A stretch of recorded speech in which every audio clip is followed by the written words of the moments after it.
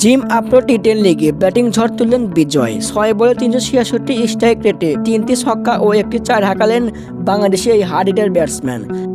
আগের দিন ম্যাচে 13 বলে 10 রান করা বিজয় গতকাল দেখালেন ভেলকি। 4 ছক্কা ছাড়া যেন কথাই নেই তার ব্যাটে। জিম আফ্রো টি10 লিগে সর্বোচ্চ স্ট্রাইক রেট তুললেন বিজয়। ঝড়ে ব্যাটিং করেও সাব্বিরের দলের কাছে বড় ব্যবধানে হারল বিজয়ের দল।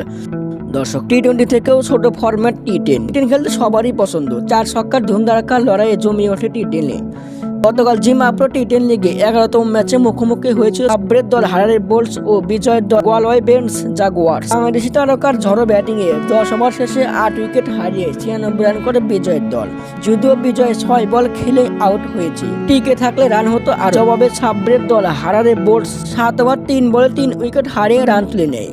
বিজয় দলকে 7 উইকেটে বিশাল ব্যবধানে হারায় সাব্বিরের দল। বিডি নিউজ, হৃদয় হাসান।